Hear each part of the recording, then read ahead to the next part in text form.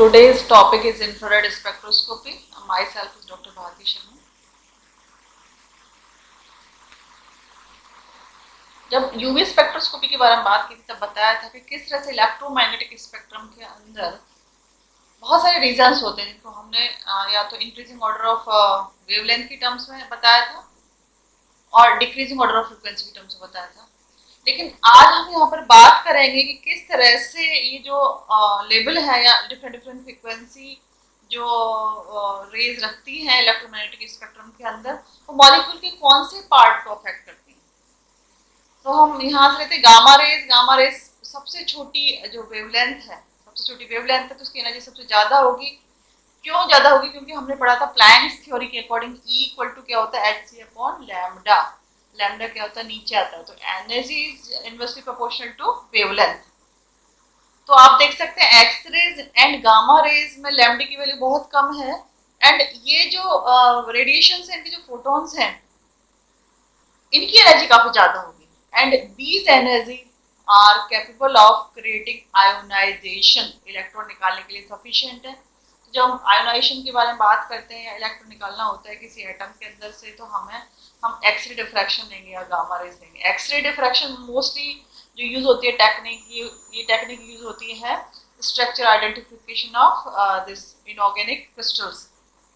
इसके बाद हम बात करते हैं और ऊपर की तरफ आते हैं तो हमारा आता है UV and visible. UV and visible की जो वेवलेंथ है वो गामा रेज के कंपैरेटिवली थोड़ी सी हाई है एंड ये जो एनर्जी है quanta visible and UV radiations की क्वांटा की जो एनर्जी है this is sufficient for electronic transitions. Electron को अपने ग्राउंड स्टेट से एक्साइटेड स्टेट में भेजने के लिए सच टाइप ऑफ एनर्जी का जो अमाउंट है इट इज सफिशिएंट। अब हम और आगे की तरफ बढ़ते हैं तो इंफ्रारेड आता है। इंफ्रारेड की वेवलेंथ जो है और भी जो है आप देखेंगे यहाँ पर और भी कम हो रही है। तो इस केस में जो क्वांटा है क्वांटा की एनर्जी आप क्वांटा की एनर्जी कम हो रही है और जिसकी वेवलेंथ की एनर्जी ज्यादा हो रही है एंड ये जो है infrared spectroscopy IR radiations are responsible for molecular vibrations. जो मॉलिक्यूल के अंदर वाइब्रेशंस हो रहे हैं, कंपन हो रहे हैं, कंपन कितनी तरह के होते हैं क्या है इसके बारे में हम अपन आगे बात करेंगे। तो मॉलिक्यूलर वाइब्रेशन के लिए जो एनर्जी चाहिए it is available by infrared radiation. और हम आगे आते हैं तो माइक्रोवेव आता है। माइक्रोवेव जो रेडिएशंस हैं वो मॉलिक्यूल को रोटेट करने के लिए सफिशिएंट होती है। तो रोटेशनल मोशन कहाँ पे मिलते हैं? आपको माइक्रोवेव स्पेक्ट्रोस्कोपी में मिलते हैं एंड जो रेडियो फ्रिक्वेंसी जो रीजन है रेडियो फ्रिक्वेंसी रीजन इसमें आप देख सकते हैं एनर्जी की वैल्यू काफी कम है 10⁻⁻⁶। तो यहाँ आप देखेंगे जैसे आप गामा रेज से लेके रेडियो वेव्स तक आते हैं यहाँ पर एनर्जी की वैल्यू जो है वो कम हो रही है और इधर आप देखेंगे वेवलेंथ के साथ जस्ट उल्टा हो रहा है। यहाँ पे वेवलेंथ कम थी और यहाँ पे वेवलेंथ ज्यादा हो रही है। तो आप ये देख सकते हैं कि जो रेडियो वेव्स हैं, रेडियो वेव्स जिसकी एनर्जी बहुत कम है और वेवलेंथ बहुत ज्यादा है रेडियो वेव्स की, सबसे ज्यादा वेवलेंथ रेडियो वेव्स की है। ये जो होता है न्यूक्लियर स्पिन ट्रांजिशंस जो एनएमआर स्पेक्ट्रोस्कोपी के बारे में बात करेंगे। एनएमआर स्पेक्ट्रोस्कोपी के लिए क्या रिस्पॉन्सिबल? Radio frequency vibrations. तो ये किस तरह से डिफरेंट डिफरेंट इलेक्ट्रोमैग्नेटिक स्पेक्ट्रम के अंदर जो वेवलेंथ है या लेवल्स है वो किस तरह से मॉलिक्यूल के कौन कौन से पार्ट को अफेक्ट करते हैं इसके बारे में डिटेल डिस्क्रिप्शन है। क्योंकि हम आईआर स्पेक्ट्रोस्कोपी के बारे में बात करेंगे तो हमारा मेन फोकस आईआर रीजन पर रहेगा।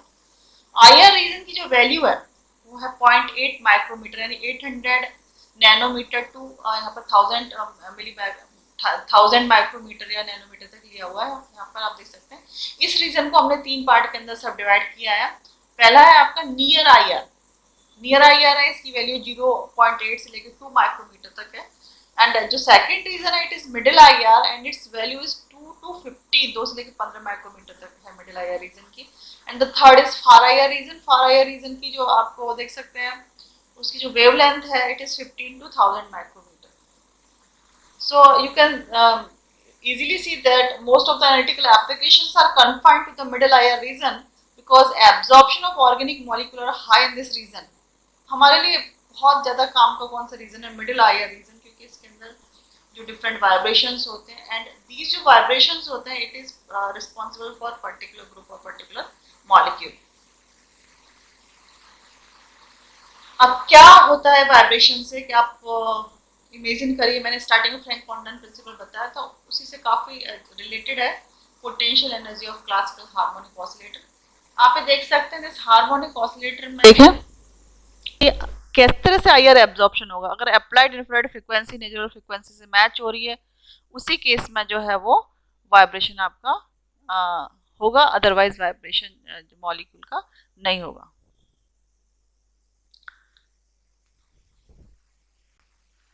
So now molecular vibrations, there are two type of vibrations, दो तरह के वाइब्रेशंस होते हैं, एक तो है स्ट्रेचिंग वाइब्रेशन और दूसरा है बेंडिंग वाइब्रेशन। मॉलिक्यूल क्या कर रहा है, वाइब्रेट कर रहा है, दो तरीके से वाइब्रेट कर सकता है, stretching vibrations and bending vibrations.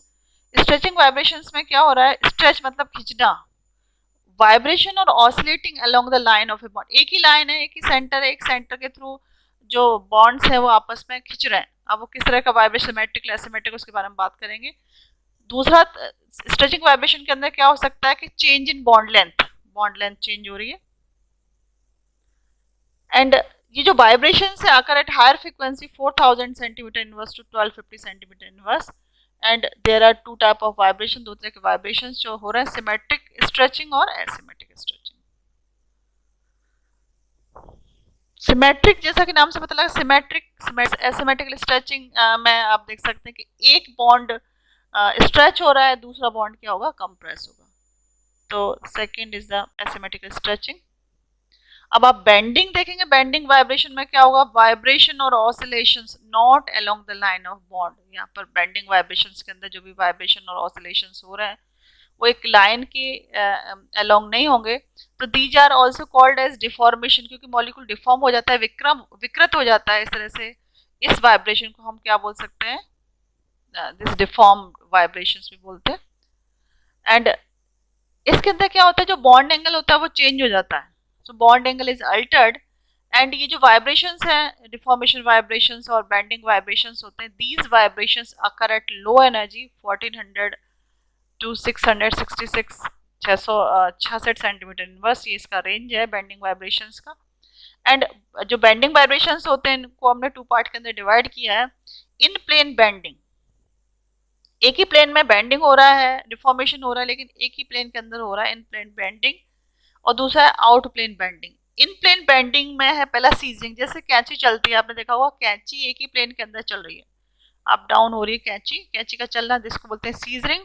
And rocking क्या होता है, एक ऊपर एक नीचे, आपने देखा होगा गार्डन के अंदर जो झूले होते हैं, जो जिसमें से एक होता है कि रॉकिंग का आप जब आप उसके ऊपर बैठते तो एक ऊपर हो जाता है, एक नीचे हो जाता है, तो this is the example of rocking. तो इस तरह के जो वाइब्रेशंस होते हैं एक ही प्लेन में हो रहे हैं, एक ही प्लेन में अप डाउन हो रहा है, एक ही प्लेन में जो है जिससे सीजर चल रही है, तो इसीलिए हम इसको कहते हैं सीजरिंग एंड रॉकिंग। दूसरा है आपका out of plane this bending. Out of plane bending, इसमें क्या हो रही है, आपकी वैगिंग एंड ट्विस्टिंग हो रही है, वैगिंग एंड ट्विस्टिंग। और वैगिंग एंड ट्विस्टिंग किस तरह की होती है, ट्विस्टिंग मतलब मॉलिक्यूल पूरी तरह से ट्विस्ट हो रहा है, एंड वैगिंग के अंदर क्या होता है, मॉलिक्यूल के जो एटम्स हैं वो एक साथ वाइब्रेट हो रहे हैं, एक साथ अंदर की तरफ जा रहे हैं, एक साथ बाहर की तरफ जा रहे हैं, तो वैगिंग वो होता है। तो वैगिंग जो है दो तरह की हो गई, एक तो आउट ऑफ प्लेन हो गई और एक हो गई in the plane. So total हम जो बेंडिंग वाइब्रेशंस होते हैं उनको हमने चार पार्ट के अंदर डिवाइड किया है। These are in plane rocking, in plane scissoring, out of plane wagging and out of plane twisting. तो ये सारे वाइब्रेशंस ये हैं। अब आप आएंगे आगे, किस किस तरह के, कितने तरह के मॉलिकुलर वाइब्रेशंस होते हैं, यहाँ पे देख सकते हैं। मॉलिकुलर जो वाइब्रेशंस आईआर स्पेक्ट्रोस्कोपी के रिस्पॉन्सिबल है, उसको हमने दो पार्ट के अंदर डिवाइड किया, फंडामेंटल वाइब्रेशन और non fundamental vibrations. Fundamental vibrations जो इंपॉर्टेंट है आईआर स्पेक्ट्रोस्कोपी के लिए, और नॉन फंडामेंटल वाइब्रेशन जो अपने साथ चलते हैं, एडिशनल वाइब्रेशंस होते हैं, इनको मैंने बोला नॉन फंडामेंटल वाइब्रेशंस। तो फंडामेंटल वाइब्रेशंस के अंदर क्या है, आपका स्ट्रेचिंग वाइब्रेशन है, बैंडिंग है। एंड स्ट्रेचिंग को हमने देखा था, स्ट्रेचिंग को दो पार्ट के अंदर डिवाइड किया था, सिमेट्रिक और एसिमेट्रिक। सिमेट्रिक के अंदर क्या होता है, एक साथ मॉलिक्यूल की लंबाई बढ़ रही थी और एक साथ उसकी कम हो रही थी, और एसिमेट्रिक के अंदर एक मॉलिक्यूल की लंबाई बढ़ रही है, दूसरे की लंबाई कम हो रही है, इस तरह से जो स्ट्रेचिंग हो रही है उसको हम बोले हैं एसिमेट्रिक स्ट्रेचिंग। बेंडिंग वाइब्रेशन को हमने दो पार्ट के अंदर डिवाइड किया था, इन प्लेन बेंडिंग और आउट ऑफ प्लेन बेंडिंग। इसमें से इन प्लेन बेंडिंग में सीजरिंग और रॉकिंग आ रही है, सीजरिंग और rocking. And out of plane bending के अंदर आया वैगिंग एंड ट्विस्टिंग। तो ये है आपका फंडामेंटल्स वाइब्रेशन। फंडामेंटल वाइब्रेशंस के अलावा हमें कुछ नॉन फंडामेंटल वाइब्रेशंस भी मिलते हैं, इसकी पीक इंटेंसिटी उतनी शार्प नहीं होती। तो नॉन फंडामेंटल वाइब्रेशंस के एग्जांपल है overtones, combination tone, Fermi resonance, जिसको अपन बाद में बात करेंगे कि ये जो लाइन्स है ये कैसे अपने को मिलती हैं।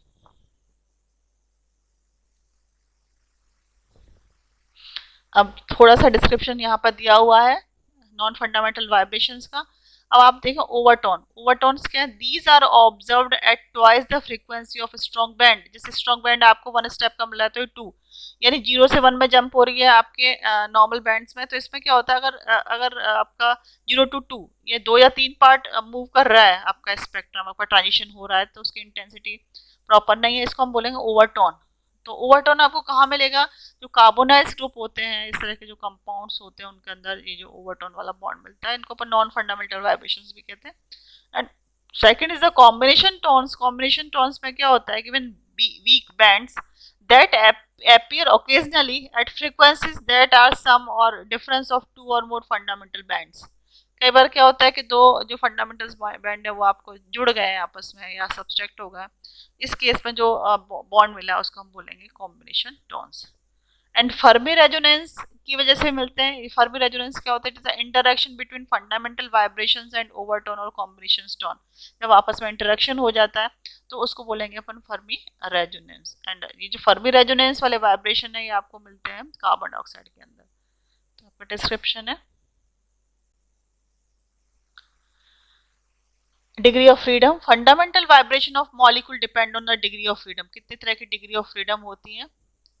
आपको पता है कि मॉलिक्यूल जब भी लोअर एनर्जी से हाई एनर्जी में जाता है, lower energy mean -273.15 degree centigrade, जिसको 0 केल्विन बोल रहे हैं अपन। 0 केल्विन पर किसी भी तरह का कोई मोशन नहीं होता, सारे के सारे मोशन जो होते हैं वो खत्म हो रहे होते हैं, कीज हो रहे होते हैं, शांत हो रहे होते हैं। अब जैसे जैसे टेम्परेचर बढ़ रहा है मॉलिक्यूल का, तो क्या होता है, molecule different types of energy लेगा।